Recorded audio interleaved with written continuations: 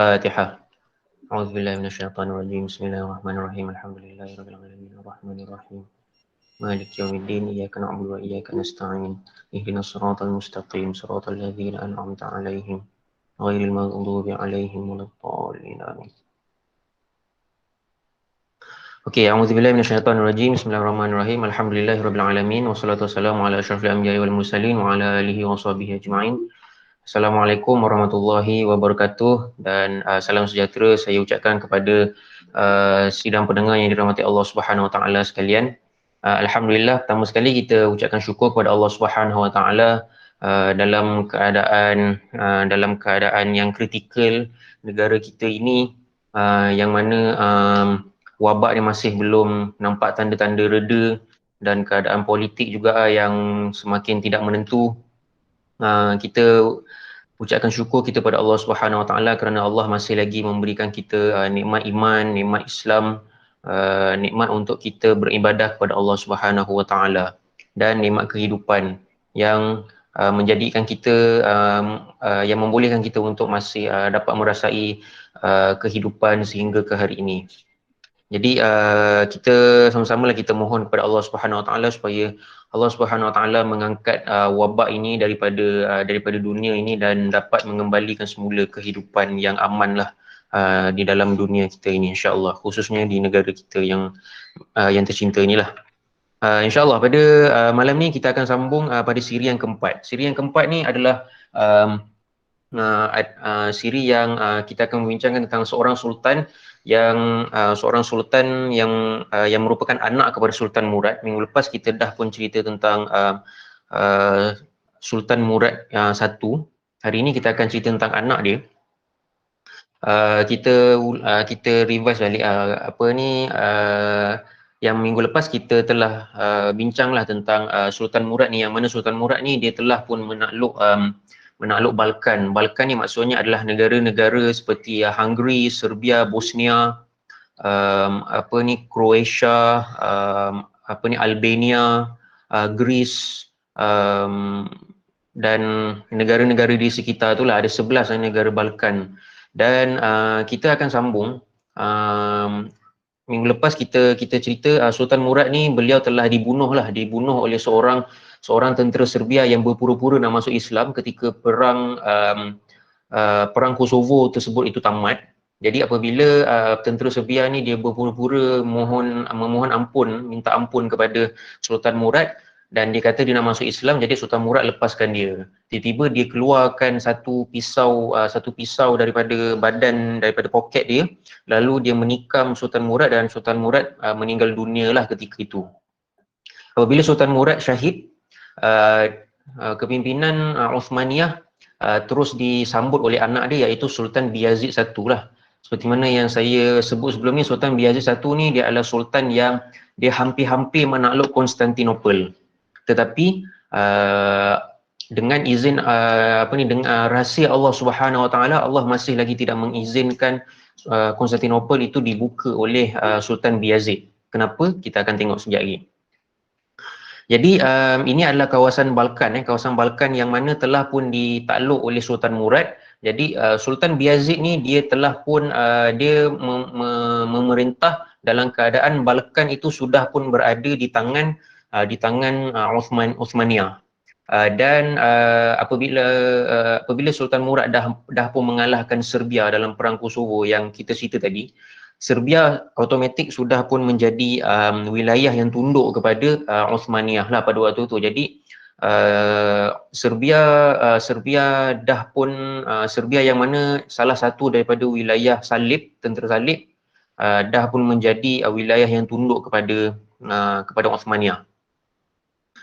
Jadi apa yang Sultan Bayazid ni buat adalah, sebelum ni kita akan berkenalan lah dengan Sultan Bayazid ni. Sultan Bayazid ni anak kepada Sultan Murad. Beliau telah dikenali sebagai sang kilat lah, kalau dalam bahasa Turki Yildirim. Bayazid Yildirim. Bayazid Yildirim ni maksudnya adalah Bayazid kilat. Dalam English the Thunderbolt.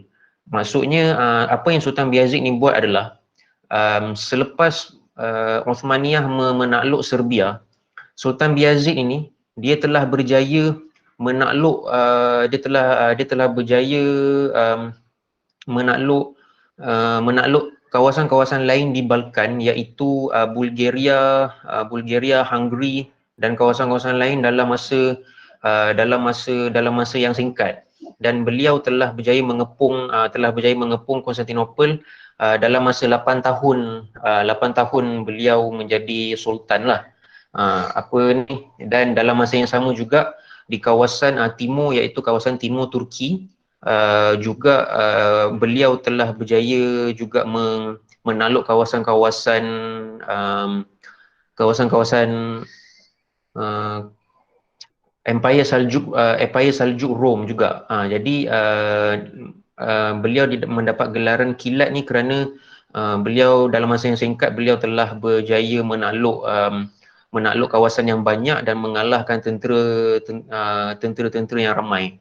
Nanti kita akan tengok bagaimana cepatnya beliau bagaimana cepatnya beliau membuat penaklukan. Yang ini selepas Serbia ini kalah di era Sultan Murad, dan Sultan Murad telah syahid akibat ditikam tadi.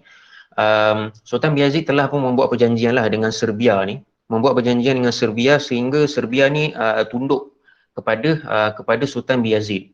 Dan akhirnya salah satu daripada cara untuk menundukkan Serbia ni adalah memenuhi membayar ufti lah kepada Osmaniyah, dan Sultan Bayazid mengahwini seorang daripada anak raja Serbia. Jadi perkahwinan tersebut adalah satu perkahwinan politik lah, sebagai satu hubungan antara wilayah Serbia dengan Sultan Osman. Itu Serbia. Yang kedua adalah Sultan Bayazid ini pula, dia telah berjaya menjatuhkan Bulgaria. Bulgaria ni di mana tuan-tuan? Bulgaria ni adalah kawasan ini. Ini Serbia. Yang ini adalah Bulgaria. Bulgaria ni adalah kawasan yang besar jugalah. Dalam catatan sejarah ni tak diceritakan bagaimana detail bagaimana Sultan Bayazid ni berjaya menjatuhkan Bulgaria, tapi apabila Bulgaria ni jatuh,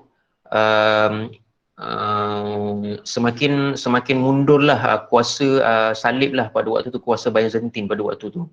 Itu yang kedua. Yang ketiga pula, apabila Serbia dan Bulgaria ini jatuh di tangan Osmaniyah, tentera-tentera salib di Eropah mereka makin tak puas hati lah. Jadi bila mereka makin tak puas hati, mereka nak membalas dendam. Beberapa negara bersatu. Beberapa negara-negara salib ini bersatu. Hungary, Jerman, France, British, Scotland, Switzerland, Luxembourg, dan Itali, dan lain-lain lah, negara-negara kecil yang lain. Kesemua negara-negara salib ni, negara-negara Eropah ni, dia bersatu untuk melawan Osmaniyah dalam satu perang yang dinamakan sebagai Perang Nikopolis. Perang Nikopolis ni adalah satu perang yang besar lah, di mana perang ni adalah satu perang antara dua kuasa besar. Maksudnya gabungan antara kuasa besar salib dengan kuasa besar Islam lah pada waktu tu. Jadi jika sekiranya salib kalah pada waktu ini, bermakna Konstantinopel itu tidak mampu dipertahankan lagi oleh salib lah pada waktu tu. Jadi dalam catatan sejarah ni, pasukan salib ni, mereka ni saling bertelaga dan saling bergaduh lah antara satu sama lain, sebab mereka ni banyak negara dan ada banyak kepentingan. Walaupun mereka ini gabungan negara yang banyak, negara yang ramai, tetapi mereka masih lagi tidak mampu mengalahkan Sultan Bayazid. Akhirnya pada tahun 1396, Sultan Bayazid sekali lagi mengalahkan ketumbukan tentera salib inilah, sekaligus menjadikan Hungary, Jerman, Perancis, British ni, mereka semua ni kalah di tangan Sultan Bayazid. Jadi apabila kesatuan tentera salib ni yang bergabung dalam perang Nikopolis ni kalah, bermakna Balkan itu sudah tidak ada kekuatan salib, tidak ada kekuatan Byzantine lagi yang mampu untuk mempertahankan Konstantinopel. Okey.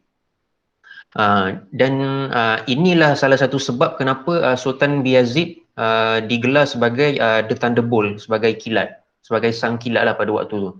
Okey. Dan ada satu lagi perkara, sebenarnya Sultan Bayazid apabila dia menakluk Bulgaria dan mengalahkan kesatuan tentera salib dalam perang Nikopolis, beliau juga telah memulakan pengepungan Konstantinopel bermula daripada tahun 1394. Beliau mengepung Konstantinopel dalam masa 8 tahun. Maksudnya sebelum bermulanya perang Nikopolis, beliau dah mulakan usaha untuk menakluk Konstantinopel. Apa yang beliau buat dalam Konstantinopel? Apa yang beliau buat untuk mengepung Konstantinopel ni? Pertama sekali beliau Sultan Bayazid ni dia telah menekan Maharaja Byzantine di Konstantinopel untuk melantik qadi Muslim lah, qadi yang beragama Islam. Maksudnya qadi tu maksudnya jabatan agama, menubuhkan jabatan agama lah di Konstantinopel untuk menyelesaikan hal-hal orang Islam di Konstantinopel. Okey. Jadi walaupun Konstantinopel tu masih lagi ditadbir oleh Byzantine, tetapi kehebatan Sultan Bayazid ni telah memaksa kerajaan Byzantine untuk mengadakan jabatan Islam, iaitu meletakkan qadi, jabatan agama Islam di Konstantinopel untuk menyelesaikan isu-isu umat Islam seperti kahwin, seperti jenayah, seperti harta dan sebagainya. Itu yang kedua. Apa lagi yang Sultan Bayazid buat di Konstantinopel? Dia telah membentuk mahkamah Islam, membangunkan masjid, membuat penempatan orang Islam sebanyak 700 rumah lah di kawasan Konstantinopel itu sepanjang Sultan Bayazid ni mengepung Konstantinopel ni. Jadi maknanya apa tuan-tuan? Apa yang Sultan Bayazid ni buat, dia mengepung Konstantinopel ni bukan sekadar dengan menghantar tentera sahaja, tetapi dia mengepung Konstantinopel ini adalah dengan memaksakan ataupun mengimpos institusi-institusi Islam dan kuasa-kuasa Islam di Konstantinopel, walaupun Konstantinopel itu masih lagi belum ditakluk sepenuhnya.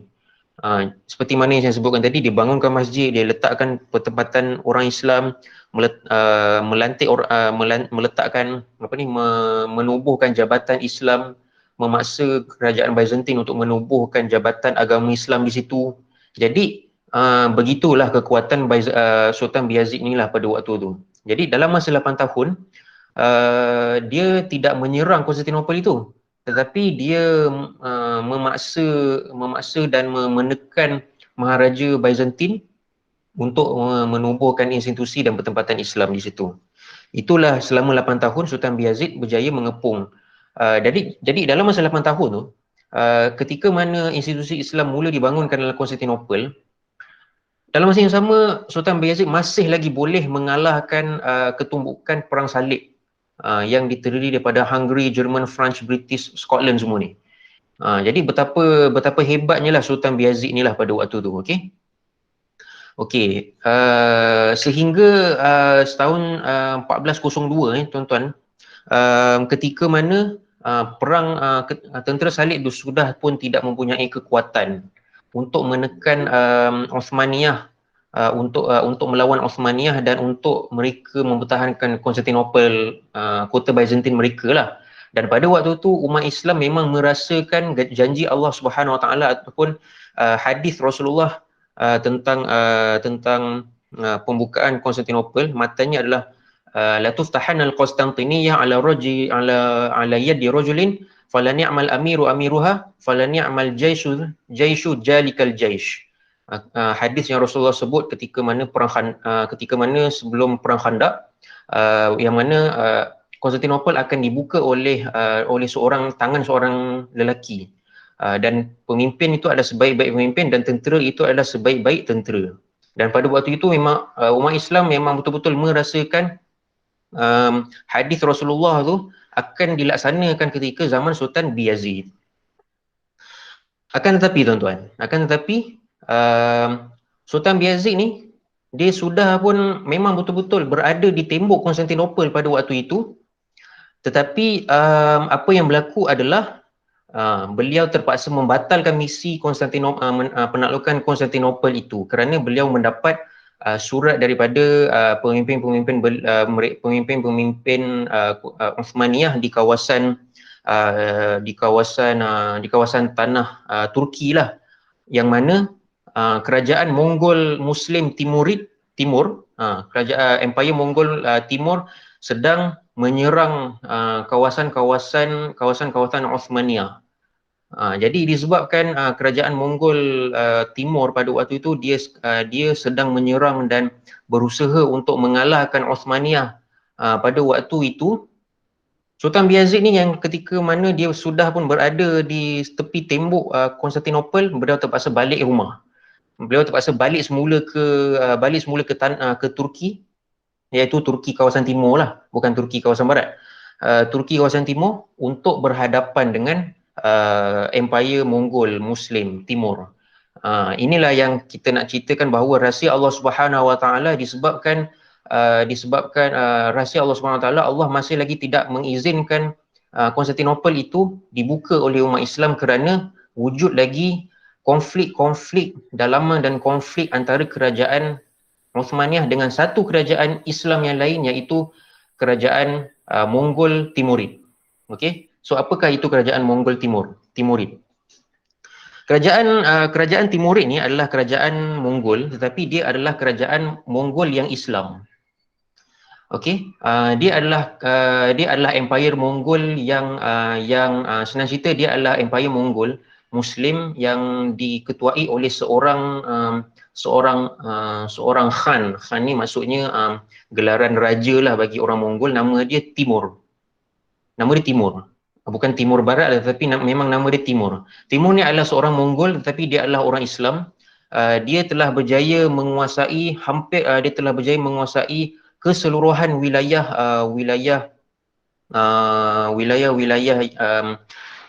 Khurasan dan Asia Tengah. Ya, kat mana tu? Kat sini dia punya peta dia. Okey, ini adalah kawasan hijau ni adalah kawasan Empire Timurid, Mongol Timurid. Jadi pada waktu ini, kalau tuan-tuan nak tahu, ketika mana Abbasiyah sudah jatuh dan ketika itu Khalifah Abbasiyah lari ke Mesir untuk mendapatkan perlindungan daripada Sultan Mamluk, dan ketika itu tidak ada kerajaan Uthmaniyah sedang pun berada di dalam keadaan kuasa dunia lah pada waktu itu, muncul satu lagi kuasa besar yang berusaha untuk menjatuhkan Uthmaniyah. Dan ini kalau tuan-tuan nak tahu, ini adalah konflik antara kerajaan Islam dengan kerajaan Islam yang lain. Maksudnya kerajaan Islam Uthmaniyah terpaksa menghadapi serangan kerajaan Islam Mongol. Okey. Ini adalah ilustrasi wajah Timur lah. Dia adalah ketua Empire Timurid. Dia ni adalah panglima Mongol selepas zaman Hulagu dan Genghis Khan. So kawasan yang telah berjaya ditakluk oleh Timur ni adalah kawasan ini. Atas ni adalah kawasan Turkmenistan, kawasan Uzbekistan, bawah ni kawasan Afghanistan, bawah ni pula ada kawasan Pakistan, India, belah sini adalah kawasan Iran, yang ini adalah kawasan tak silap saya tak ingat kawasan negara apa. Tapi kat sini ini Iran, kawasan ni kawasan Armenia, sedikit di selatan kawasan Georgia, dan ketika mana Sultan Bayezid berada di tepi tembok Konstantinopel, kerajaan Mongol Timurid ni dia telah pun berjaya menyerang sehingga masuk ke dalam kawasan Uthmaniyah di tanah Turki sekarang ini. Jadi dah satu kerja Sultan Bayezid terpaksa balik ke rumah untuk menghadapi kerajaan Mongol Timur. Okey. Kalau yang ini pula adalah peta keluasan Empire Uthmaniyah ketika zaman Sultan Bayezid I lah. Maksudnya betapa besarnya kerajaan Sultan ni, dan ketika mana dia hampir-hampir nak menguasai Konstantinopel, dia terpaksa berhadapan dengan Mongol. Okey. Jadi ada kronologi. Ada kronologi bagaimana ada kronologi sebelum perang besar antara kerajaan Osmaniyah dengan kerajaan Mongol Timurid ini bertempur di Ankara, perang Ankara. Ankara ni satu nama tempat di Turki sekarang lah, di tengah-tengah Turki. Okey. Bawah ni saya tuliskan kronologi konflik Osmaniyah dengan Timurid. Apa antara faktor lah yang berlaku, faktor yang berlaku adalah pemimpin wilayah Iraq di bawah pimpinan Timurid ni dia terancam dengan Mongol Timurid. Dia minta pertolongan, dia minta perlindungan dengan Osmaniyah. Pemimpin wilayah Asia Minor, iaitu Asia kecil, iaitu di tanah Turki sekarang ni, dia pula terancam dengan rasa terancam dengan Osmaniyah dan minta perlindungan dengan Mongol Timurid. Jadi timbul konflik antara wilayah-wilayah kekuasaan mereka ni. Jadi disebabkan itu Sultan Bayazid terpaksa menghadapi Mongol. Yang kedua adalah apabila negara-negara salib ini mereka telah pun lemah dan kalah dalam perang Nikopolis, mereka mengapi-apikan dan melakukan provokasi terhadap Timur untuk menyerang Osmaniyah. Jadi Mongol Muslim Timur ni pula dia terbakarlah dengan provokasi salib tu. Disebabkan itu dia maksudnya fitnah yang dibuat oleh kerajaan salib terhadap Osmaniyah sehingga menyebabkan Muslim Mongol ni merasakan Osmaniyah ni adalah satu kerajaan yang tidak adil, yang jahat dan sebagainya. Mongol Timur ni nak menyerang Osmaniyah. Dan ada satu lagi faktor di mana Timurid ni pula dia mempersoalkan keturunan Sultan Bayazid. Maksudnya Timur ni dia mempersoalkan betul ke Sultan Bayazid ni benar-benar susu galur daripada Sultan Osman I. Dia apabila Sultan Bayazid membaca surat Timur yang mempersoalkan keturunan dirinya itu, so Sultan Bayazid ni pun dia membalas surat Timur itu untuk berani mengatakan berani untuk berperang lah, berani untuk perang dengan Timur, dengan Mongol ni lah, sebab mencabar kewibawaan Sultan Bayazid. Itu faktor yang ketiga. Okey, jadi Mongol Timur ni dia berjaya mengambil wilayah Sivas. Wilayah Siwas ni pula adalah kawasan salah satu daripada wilayah Osmaniyah. Tetapi apabila Mongol Timur ni masuk ke dalam wilayah Osmaniyah, dia berjaya mengambil wilayah inilah. Akhirnya pada 20 Julai 1402 di kawasan Ankara. Ankara ni adalah kawasan tengah-tengah Turki sekarang. Ankara ni adalah kawasan sini. Ini adalah kawasan Ankara. Ini adalah kawasan Timur. Tamerlane ni adalah nama English bagi Timurid lah. Jadi di Ankara ni lah tercetusnya perang antara kerajaan Islam Osmaniyah, Empire Islam Osmaniyah dengan Empire Mongol Islam Timur. So kekuatan Empire Turki Osmaniyah pada waktu itu adalah 120,000 dan Empire Mongol Muslim kira-kira 1,400 hingga 200,000. Dan perang ini meletus sehingga Sultan Bayazid kalah di Ankara lah. Apabila Sultan Bayazid ini kalah dalam perang Ankara tersebut, Sultan Bayazid ditangkap oleh Mongol Timur dan dipenjarakan oleh Mongol Timur dalam masa setahun. Selepas setahun dipenjarakan, beliau pun meninggal dunia dalam tahanan. Sultan Bayazid meninggal dunia dalam tahanan dan dalam penjara lah. So kerajaan Turki Osmaniyah dalam tempoh 1 tahun tidak mempunyai sultan kerana sultan tersebut telah ditangkap oleh kerajaan Mongol Timur lah pada waktu itu. Dalam masa setahun tu pula akhirnya apa yang berlaku? Yang berlaku adalah perebutan kuasa antara 4 orang anak Sultan Bayazid ini. Dan perebutan kuasa anak-anak Sultan Bayazid ni berlarutan sehingga 10 tahun. Jadi tuan-tuan bayangkan, memang betul-betul hampir-hampir Konstantinopel tu hendak ditakluk, tetapi kuasa dan kuasa dan takdir Allah Subhanahu Wa Taala bahawa Konstantinopel itu masih lagi belum diizinkan untuk dibuka dan berlaku pelbagai konflik dalaman. So berlakulah civil war, perang saudara antara 4 orang anak Sultan Bayezid ini selama 10 tahun, tuan-tuan. Jadi akhirnya usaha untuk menakluk Konstantinopel ini terhenti selama 10 tahun. Itulah yang berlaku sepanjang pemerintahan Sultan Bayezid ini. Okey. Okey. Dan itulah dan ada beberapa pengajaran lah seperti mana yang sepanjang cerita yang saya sebutkan tadi. Pertama sekali apa yang kita boleh dapat daripada kisah ini adalah pertama sekali adalah syarat-syarat kemenangan Islam ni sebenarnya adalah, pertama sekali dia adalah takdir dan daripada izin Allah Subhanahu Wa Taala semata-mata.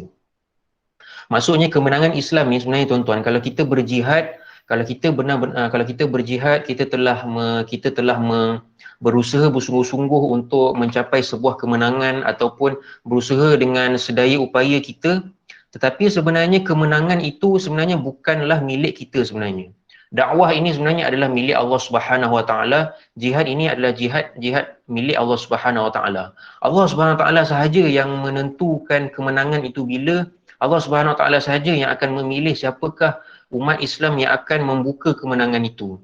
Jadi apa yang kita boleh lihat di sini sebenarnya adalah usaha-usaha jihad dan dakwah ini sebenarnya adalah usaha yang wajib. Tetapi untuk menentukan kemenangan dakwah dan jihad kita itu bukan kerja kita. Menentukan kemenangan dakwah dan jihad itu adalah kerja Allah Subhanahu Wa Taala. Kerja kita adalah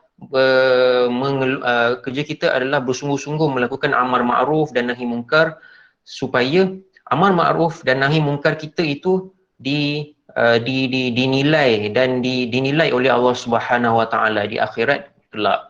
Okey, itu yang kita nakkan, redha Allah Subhanahu Wa Taala daripada segala usaha kita. Pengajaran yang kedua yang kita boleh dapat daripada kisah Sultan Bayezid ni juga adalah kemenangan Islam ni, tuan-tuan, dia adalah kemenangan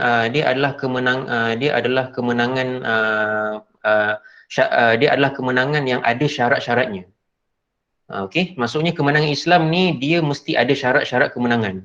Sekiranya syarat-syarat kemenangan itu tidak cukup, maka Allah Subhanahu Wa Taala tidak mengizinkan kemenangan Islam itu berlaku. Apakah syarat-syaratnya? Syarat-syaratnya adalah pertama sekali adalah perlu kepada kekuatan iman yang bersih dan kuat. Maksudnya keimanan itu adalah keimanan yang benar-benar bersih daripada segala bentuk kepentingan duniawi. Sekiranya usaha-usaha dakwah, usaha-usaha jihad itu ada kepentingan duniawi seperti hendakkan kuasa, seperti hendakkan harta, seperti hendakkan jawatan, seperti hendakkan nama, hendakkan kemegahan dan sebagainya, maka kemenangan itu tidak akan sampai. Kita pun sebenarnya banyak sirah-sirah sahabat dan para nabi yang kita boleh lihat dalam sepanjang sejarah ni. Allah Subhanahu Wa Taala tidak mengizinkan umat Islam menang apabila umat Islam cintakan harta. Tuan-tuan mesti pernah dengar kisah perang Uhud. Apabila umat Islam dicintakan harta, apabila umat Islam melihat orang kafir meninggalkan lari lintang pukang dan nampak orang kafir mula untuk kalah, orang Islam mata dia dah mula terpesona dengan harta di perang Uhud tersebut. Akhirnya pemanah yang Rasulullah arahkan duduk dekat atas bukit tu turun, dan akhirnya pemanah yang tinggal itu mati dibunuh oleh orang-orang kafir lah pada waktu tu. Dan akhirnya dalam perang Uhud tu orang Islam kalah. Mereka ingat apabila mereka Islam, Allah akan memberikan pertolongan walaupun mereka lalai, tapi disebabkan mereka lalai, akhirnya perang itu Allah tidak izinkan untuk menang, bahkan Rasulullah hampir-hampir dibunuh dalam perang Uhud tersebut. Sama juga seperti mana dalam kisah Sultan Bayezid ni. Sultan Bayezid ni, kalau kita tengok Sultan Bayezid ni disebabkan beliau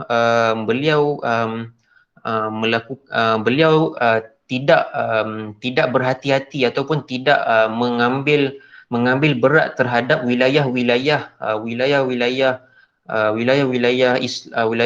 Osmaniyah yang lain. Maksudnya dia tidak menitik beratkan kebajikan ataupun meninggalkan ataupun mengabaikan wilayah Osmaniyah yang lain. Wilayah Osmaniyah yang lain terpaksa meminta pertolongan daripada tentera Monggol lah pada waktu tu. Jadi apa secara dalaman sebagai seorang pemimpin dia perlu mengambil kira dan jangan mengabaikan rakyat-rakyatnya. Apabila rakyat-rakyatnya berada dalam keadaan tertekan, berada dalam keadaan lemah dan tidak kuat, pemimpin seharusnya kembali untuk kembali untuk turun padang membantu rakyatnya ataupun menambah baik keadaan negara dan keadaan dalaman negara. Sekiranya ada konflik-konflik dalaman yang berlaku, seorang pemimpin dan seorang ketua dia perlu meleraikan dan menamatkan konflik dan menyelesaikan masalah-masalah konflik dalaman yang berlaku. Itulah sebenarnya beberapa syarat-syarat kemenangan. Syarat-syarat kemenangan yang perlu ada. Barulah Allah Subhanahu Wa Taala akan mengizinkan insya-Allah kemenangan Islam itu. Sebab tu saya sebutkan tadi, kemenangan ini dia bukan semata-mata persiapan perang sahaja, tetapi dia adalah syarat-syarat kemenangan itu perlu cukup. Syarat-syarat keimanan, rakyat dia mesti baik, seperti mana dalam hadis yang saya sebut tadi kan. Fala ni'mal jaisul jalikal jaish. Maksudnya tentera itu mesti tentera yang baik.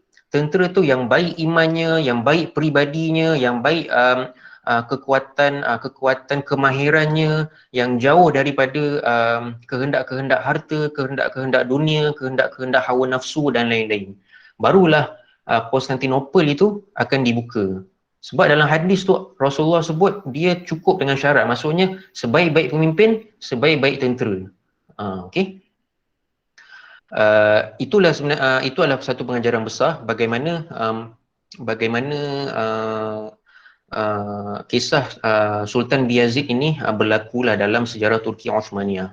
Akhirnya dalam masa 10 tahun tuan-tuan, peperangan civil war ni antara anak-anak Sultan Bayezid ni, Monggol dia berusaha mengapi-apikan anak-anak Sultan Bayezid dan dia menakluklah beberapa kawasan-kawasan Osmaniyah pada waktu tu. Okey, insya-Allah pada siri 5 kita akan sambung dengan Sultan Muhammad I. Sultan Muhammad I ni pula dia adalah anak kepada Sultan Bayezid. Salah seorang daripada anak Sultan Bayezid yang ada 4 orang. Beliau adalah seorang anak yang paling maksudnya yang paling berkaliber dan berwibawa dan paling soleh lah dalam kalangan 4 orang anak-anak yang lain lah. Jadi dalam masa 10 tahun nanti kita akan boleh tengok bagaimana Sultan Muhammad ini dia berjaya menundukkan adik-beradiknya yang lain yang bersekongkol dengan Salib, yang bersekongkol dengan Monggol. Jadi Sultan Muhammad inilah satu-satunya sultan yang tidak bersekongkol dengan musuh, yang tidak bersekongkol dengan Monggol, tidak bersekongkol dengan Byzantine untuk membangunkan semula kerajaan Turki Osmaniyah yang mula kalah selepas perang Ankara tadi. InsyaAllah. Okey, ini graf. Graf ni maksudnya mula-mula kalau kita tengok graf kejayaan umat Islam tu semakin naik apabila Sultan Bayezid ini dia ditangkap oleh Monggol dan meninggal dalam penjara. Berlaku perang saudara antara anak-anak dia. So graf ni dia jadi mendatar sikit lah. Itu ilustrasinya lah. Maksudnya kejayaan umat Islam pada waktu tu dia menjadi mendatar lah. Jadi apa yang ada dalam cerita Sultan Muhammad ni kita akan tengok dalam siri kelima insya-Allah.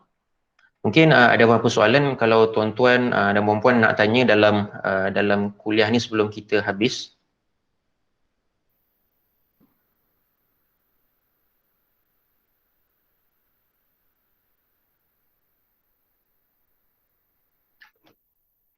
Okey, wallahualam kalau tidak ada apa-apa insya-Allah minggu depan kita akan sambung lagi dalam hari yang sama pada pukul 8 dalam siri yang kelima bagaimana kita tengok Sultan Muhammad ni dia berjaya mengalahkanlah adik-beradiknya yang lain. Maksudnya walaupun ketika itu berlaku perang saudara antara adik-beradik dia, Tapi kita boleh tengok bagaimana kebijaksanaan Sultan Muhammad ini dia tidak bersekongkol dengan mana-mana musuh dan berjaya membangunkan semula Uthmaniyah dan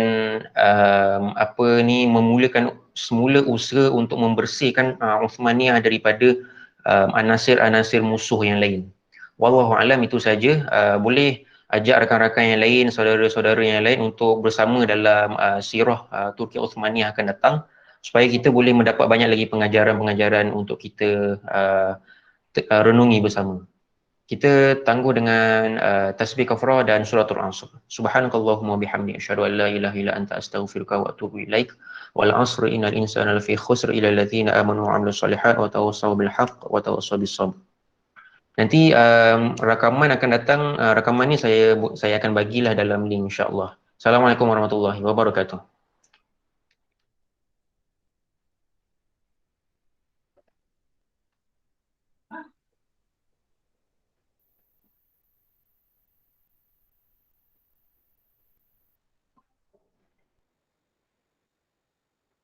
Ha?